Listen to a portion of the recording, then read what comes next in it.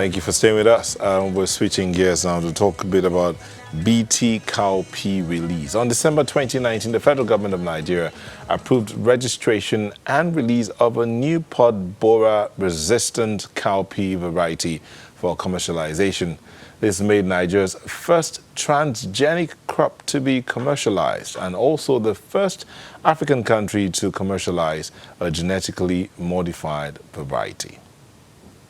Yes, indeed. You heard me. I said that right. But to help us understand what exactly is going on here, we have Dr. Sufu Kolo, who's the PBR Cowpea Project Manager, and Dr. Lawan Mohammed, PBR Cowpea Farm Manager. They join us from our studio in Abuja. Thank you for joining us, gentlemen. Thank you very much. Okay, let me start with you, Dr. Kolo. Tell me about this cowpea that was just released into the market. Huh? Excuse me. Tell us about this genetically modified crop that was just released into the market. Is it healthy to eat? Yeah. Very healthy cowpea. Very healthy cowpea. This is why biosafety release it. There is a biosafety agency. So it is a very safe crop, very safe food, very safe, as safe as any other cowpea in the world. But then, Did I reply to your question? Yeah. So what would you say to those who believe that there is nothing as fresh, as good, and better as naturally bred cowpeas? So it depends what you call naturally bred cowpea. There is no naturally bred cowpea. Breeding is a human activity. God created cowpea, but the breeding of cowpea is a human activity. So there is no naturally bred cowpea or bred maize or bred wheat. Okay. If you have breeding, it is human breeding. Okay, so what makes this one different or better than what used to be? Well, there is no difference in terms of taste. In terms of taste, quality, cooking quality, there is absolutely no difference between this cowpea and any other cowpea, most of the cowpeas on the market today. Yeah. Okay. It has the same cooking quality. It makes good kosa. It makes good amala. It makes good moi moi. So like any other cowpea. Okay, let me take this other question to Dr. Mohammed. Dr. Mohammed, this crop that's just been released into the Nigerian market is said to be pod borer resistant. Pod borer resistant. So Dr. Kolo has said there's no difference between this one and what used to be. And you are the farmer there. So tell us how it works out on the farm so that to encourage Nigerians to go ahead and consume. Okay. Thank you very much for giving me the opportunity to say something about this. Actually, I'm the trial manager for the project that leads to the release of this variety, that is PBR cowpea in Nigeria. The cowpea that has been bred or developed using this modern technology, it has been bred because it has been identified that there is a constraint that's limiting the production of cowpea in Nigeria and in West Africa in general. So that challenges is what is a pod borer insect, which is also damaging the flower and also bore into the pod, leading to the reduction in yield. Having identified that problem, then there's no possible solution for farmers that are growing this cowpea only to what? To apply insecticide. So that insecticide is harmful to human health, affecting non-target organisms and also affecting the final income that is also obtaining or getting by the farmers. Then this variety is now developed to solve those kind of problems. It will reduce the importation of chemicals into the country, also reduce the use of insecticide that is what? Affecting the non-target organisms, affecting human health. And also the income will also be increased because farmers used to apply insecticide up to 8 times in the field. But with this kind of new variety of cowpea, the application of insecticide is reduced from 8 times to what? To only 2 times. Oh, okay, let me get back. Dr. Kolo, according to studies done by researchers, the pollinator characteristics of the natural West African wild cowpea populations show that the BT gene can pass from the genetically modified lines to the non-modified lines, resulting in natural cowpea and indeed other plants taking up the resistance trait and causing ecological imbalance. What's your take on this?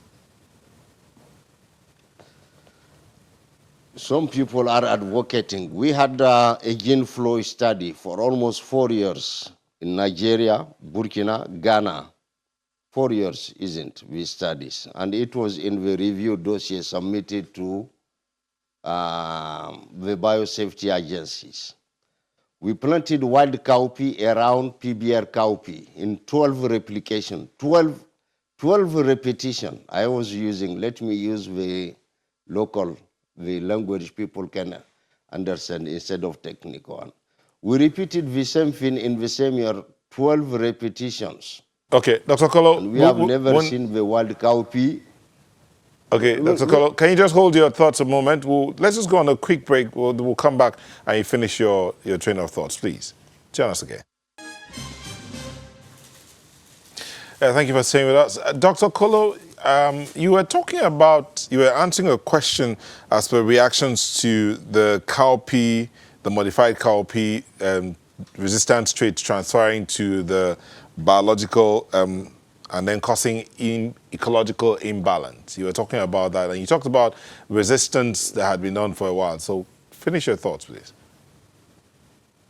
Yeah, I was telling you that what we did both in Nigeria, Ghana, and Burkina Faso was to plant around the PBR cowpea, to plant wild cowpea seeds. A lot, at several densities. And to see if there is a gene flow between the wild cowpea and the cultivated cowpea. And we did it for 4 years. And each year, the trial is repeated 12 times, 12 repetitions. 12 repetitions for 4 years, for 3 years, for 4 years, for 3 countries. We have never observed a gene flow between the wild cowpea and PBR cowpea. And nobody has observed even the wild cowpea growing around the other field. Nobody observed the gene flow between the cultivated cowpea and the wild cowpea in those areas. So just because we know the anti-GM groups are saying there will be gene flow, this is why we did these trials for 4 years, and each in 3 countries, in 12 repetitions, repeated 12 times in each country. So, and this is what I will tell you. And when they said it will call it genetic, it will call ecological imbalance. How do they define ecological imbalance among people who use this term? How do they define ecological imbalance? Do they know what it means? It doesn't create the wild cowpea to disappear. It doesn't create any other species to disappear. So, okay, Dr. Kolo, what they call gene imbalance is just an expression invented by them to scare people. Okay. So this okay. is what I am saying.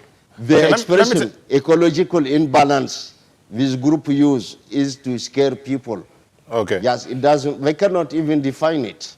All right, let me take you back a bit to what you said earlier about this, the genetically modified cowpeas and the biological ones, the ones that are not genetically modified. You said earlier that there's no difference between the two of them. You know, when I asked you about, you said there's no difference in taste and all of that. So why bring up this one if there's no difference between the two of them? Why come up with this? No, I said it can, in terms of culinary properties, when you develop a new variety, be it GM or conventional variety, what you want to be sure is that this new variety will be able, is good for making the popular dishes people used to make with the crop. Cowpea is transformed in momoi, in kosai, in amala, and in different foods. So anytime a new cowpea variety is developed, the breeders have to be sure that it has the same cooking quality as the other cowpeas around. What about the health Otherwise, implications? it will not be taken by anybody. In this term, I say there is no difference. Okay. What Only about the in cooking qualities. That's nutritional all. value? But the biological property to kill maruka makes a big difference. Yeah.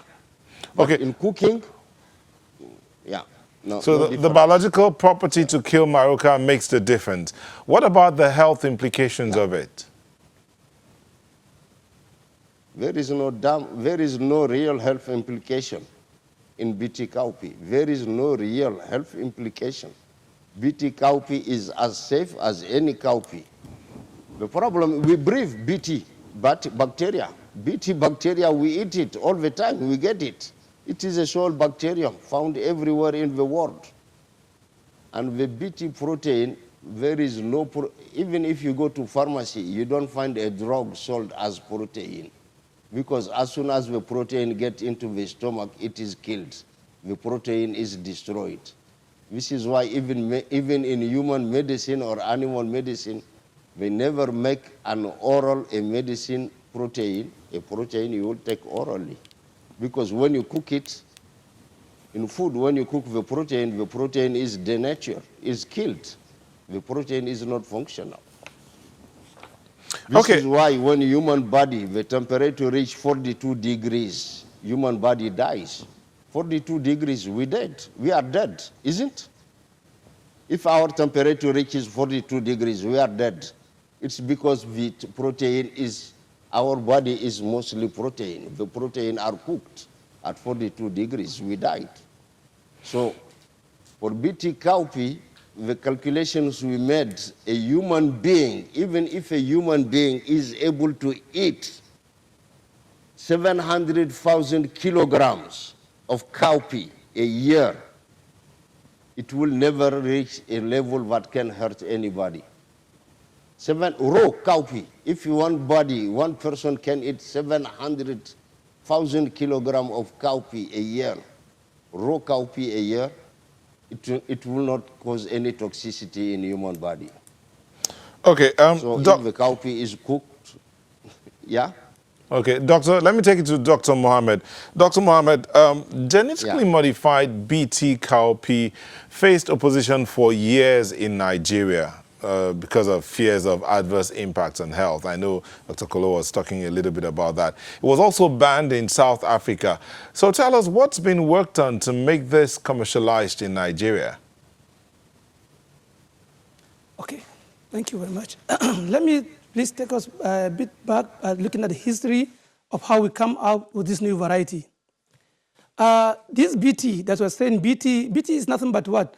Bacillus thuringiensis. It's a soil bacterium, saprophytic and harmless bacteria, for that matter. So before now, farmers, vegetable farmers, they use this soil bacterium. They collect the soil, because it's in the soil, collect the soil, ferment it, and use the products from the fermentation, and then apply on their vegetables to control insects. So this is not new technology, but rather it has been modified to suit the modern time. So this harmless bacteria is like what? It's like insecticidal producing organism. So the gene was extracted from that bacterium, which is harmless, and then integrates into what? Transformed a cowpea, which is susceptible to this insect, which is maruca. After transformation, now the materials was been tested under laboratory conditions and also under field conditions, that's confined field trial in Nigeria. And before Nigeria, it was also tested elsewhere. It was tested in Puerto Rico in 2008. Then 2009, Nigeria also tested it. It has been found the efficacy of the gene. Then we selected the events, that the lines that is carrying those gene that's confer resistant to this insect. So having done so, we now introgress it into what? Into the farmer's preferred variety in the country, which is a popular variety. And then, because the study was, Nigeria started as far back as 2009. So we later transfer the gene into the what? The adapted variety in the country. Having done so, and then satisfy other conditions, it leads to what? The release of this material. Before the materials is released, there are concerns of consumers. For example, there are so many concerns, environmentalists, as you asked Dr. Kolo, about the gene flow issue, and then there are also concerns of what? The safety aspect of it. The safety aspect of the gene was also monitored and regulated by what? By an agency in the country. Being an internationally a kind of study, in Nigeria, there's an agency that are also responsible for that. National Biosafety Management Agency is the one that is responsible for what? For monitoring and certifying what? The safety of the gene. And they have done so based on the dossier generated. One of the studies that leads to the what? Their certification that this gene is what is safe for food and feed is that the compositional analysis that was conducted. We sampled the materials from the leaf samples, going to the stem, that's the stem of the cowpea plants, and then going to what? The grain of the what? Of the cowpea, that is beans. We collected different samples in Nigeria from different locations, Zaria, Bakura, and Minjibur at that time, and also in other parts of the African countries like Burkina Faso, and also in Ghana. Also, they were replicated. Having done so, the samples were analyzed. And what we got, based on what? The percentage crude protein, there's no difference between the transgenic cowpea that has been developed and also with the ordinary cowpea that has also been released in the country. So in terms of the composition analysis, there's no difference. So also the phytic acid, which is also what? Is anti-nutritional factor that may affect the digestibility of this cowpea plant, especially for feeding animals. It was also tested. We found out that there's no significant difference between what? Between the ordinary cowpea that has been released, commercialized, and being used in the country with this new variety that has been developed. That is PBR or PT cowpea that has been developed and released in the country. Okay, Dr. Mohammed, the other question I'd like to ask you is... No, I have to ask you a question. I didn't ask. Your question you asked, you say it was banned from South Africa? Did you say it was banned from South Africa? The question I want to ask is, where else in the world is this BT, this modified BT cowpea being cultivated? It's not only modified BT cowpea. Cowpea is an African crop. Africa produces 95% of the BT, of the cowpea in the world. We are the first one to develop a BT cowpea. But the BT crops itself, if you go to South Africa, all the maize, all the soybean grown in South Africa is 100% today BT, maize, BT soybean. If you go to US 100% of the maize production in US is today BT maize and other GM maize. 100% of the soybean is always in US. If you import, and Nigeria imports soybean oil and many soybean. So 100% of the US soybean is today GM soybean. BT cowpea is originating from Nigeria. Let me finish. Europeans who are dumping all this stupid knowledge on us, all the animal industry in Europe are fed with GM soybean and GM maize meal. Europeans are importing GM food. Japanese are eating GM soybean. It has never killed anybody for more than 20 years now today. Please follow the science and the guidelines. Dr. Kolo, the question I'm asking is, this BT cowpea, is it originated? You said it's developed here in Nigeria. So you and your team developed it. Is that what you're saying? Yeah. So you Nigerian IER participated in the development since the inception of the project. When Dr. Fatukum from ITA look at more than 1,500 cowpeas, screen them to find a resistance. There is no resistance. Okay. There is no resistance against this insect in the normal cowpea, in the cowpea grown, in the cowpea collection. The whole world collection, scientists have looked at it, especially one scientist from Nigeria called Dr. Fatukum, who works at ITA. Okay, so we should be beating our chest that this was developed here in Nigeria and it's going out there to make our lives a lot easier and the farmers will be enjoying their cropping seasons, right? Yeah, the only way to find a good solution that farmers can apply, cheap solution, not, I mean, economical solution to solve this problem is to use the BT, the modern biotechnology which came up. If you don't use it, we'll have to continue to spread 8, 10, and 20 times. In Ghana, if you go to northern Ghana, people apply even 15 times insecticide on their cowpea. Eating this cowpea produced conventionally is very dangerous. Even in Nigeria, European Union reject Nigerian cowpea all the time because when the community of Nigerians living in Europe import cowpea from Nigeria, it has been rejected all the time because it is very loaded with cowpea from Nigeria is loaded with pesticide. So Europeans will not allow it. And on the other hand, Europeans are allowing their farmers, their cattle growers and other to import soybean, GM soybean. All right. But Nigerian cowpea is rejected every year. All right. Thank you very much. year. Thank you very much, Dr. Sufu Kolo, who is the PBR Cowpea Project Manager, and Dr. Lawan Mohammed, PBR Cowpea Trial Manager. Thank you, gentlemen, for sharing your thoughts, and congratulations on your products. Sunrise will be back for the home stretch in a moment. Please stay with us.